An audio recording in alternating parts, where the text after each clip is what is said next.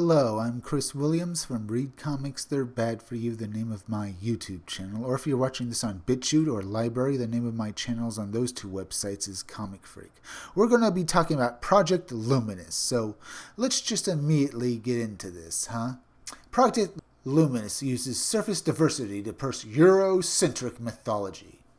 Here's a screenshot from the trailer for Project Luminous. Yes, they have it listed all on a bulletin board where they're going to hit all of these points. Diversity, dinosaurs, other bullcrap, but we'll get more into that as we read this article. But then notes the phrase Arthurian legends on the list. So Project Luminous is going to use the surface diversity of crude matter to push a Eurocentric mythology. Guess they couldn't be bothered to research Native American mythology or the mythology of the Dragon tribe of ancient Chinese mythology. Nope. Looks like they might have some young chick pull a lightsaber from a stone. How bold and brave. You know, this reminds me of my explanation of the SJW concept of diversity. Progressive notions of inclusivity and diversity are shallow and materialistic. We can better understand the progressive idea of inclusivity and diversity when we consider a bookcase filled with books. There are books of all kinds on this bookshelf. There are tall books and short books, thin books and fat books, wide books and narrow books. There are books with white paper and others with cream paper. There are hard books and paper books and leather-bound books. Every color of the rainbow is represented on the covers of the books. There's a good joke coming up, but as I said, we'll get into her notion of how, SJWs view inclusivity.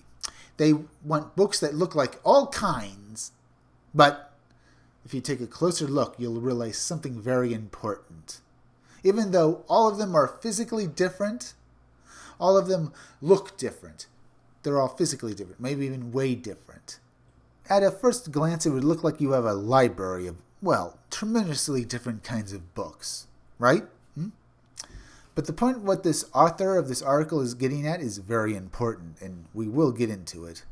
But as I said, at first glance, everything looks different. It looks good. It looks, what the SJWs want. They want differences. They want everything in the rainbow. They want it to be so good. But the actual point is here, all those books, no matter what you see, how different they look, if you take one out and then open it, you find out it's this. But when we walk up to that bookcase, take one of the books off the shelf and open it up, what we find is that each and every one of these diverse and included books is Bram Stoker's Dracula, word for word. So the progressive focus is on shallow surface diversity, the kind of shallowness that leads to a moronic arguments about Chevy versus Ford. Genuine diversity, diversity of thought and perspective is strictly prohibited by the progressive. So you'll never find H.P. Lovecraft on that bookshelf. Keeping in mind that this is a metaphor, this is why those who are traditionally thought of as protected classes by progressives are also exonerated by those same progressives if they decide to pick up an H.P. Lovecraft book and with the use of prerogatives such as Uncle Tom, or they try to strip conservative women of their female gender status, or they shout down Milo Yiannopoulos when he attempts to speak, and so on and so forth. The progressive concern about inclusivity and diversity is exclusively about maintaining ideological and political homogeneity. As with everything else for the left, inclusivity and diversity is a political tool and weapon that is used to reward those who comply and punish those who don't. Which is a good point for me to steer this conversation to the fact that the ones writing Project Luminous, basically, even though most of them are white, pretty much hate white men. The ones who will actually pay them their paychecks. You know, the Disney company doesn't get that money for free, you know. You know, the people who are, paying your paychecks are the people who are actually buying your project. But that apparently doesn't matter at all to the writers of Project Luminous. But they better learn quick before they're living on the streets. Now we have this article, Fun with SJW Math. Remember in the early days, right after Disney acquired Star Wars, when SJWs were still vying for power, they would screech, 50% of the world's population is women, so 50% of the characters in Star Wars should be women. Funny how after they get to control how they're suddenly completely unconcerned with equality. Behold the cover with 6 out of 10 Jedis are women. Apparently women are more equal than others in the galaxy far, far away. Only 2 men and several women, and they're all different colors, especially the human ones, I mean, yes, from a surface diversity point, yes, this is, the SJW's wet dream, but it isn't equality at all. There should be a few more men there. And you have an entire crowd of women That's good. I mean, yes, they're all Force users, but is this how you would actually do it in real life? Now we have this article. What would scare a Jedi? And, well, let's take a look. Let it be known that Kathleen Kennedy is being heavily credited for this bold publishing venture, basically being the High Republic. And we just saw how they're going to do High Republic. It's going to be mostly female Jedis with only a few, well, cuckish Jedi males around. So yeah, I guess that would scare a Jedi. I mean a real Jedi. I mean from the original trilogy when they were actually real characters.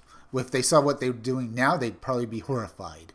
Here are a couple of tweets about what's happening. This is a big project we've been working on for years. It's surreal to be here talking about it. We need to give Kathy Kennedy credit for pushing us to be bold with Project Luminous. I can't even read the entire tweet. Just that word is making me angry. And you see in the background, High Republic. Yeah, it's right there. And let's read some more of these tweets. I'll try to get through them. As part of the iteration process, the authors all went to Skywalker Ranch with Lucasflim Creative and discussed what they wanted from Star Wars, what wasn't there, what should be.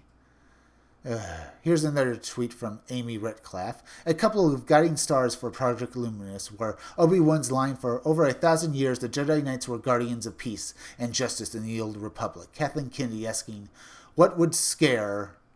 It's just crap. Here are some shots of what the female Jedi are going to look like. And yes, they look like extra characters from Birds of Prey.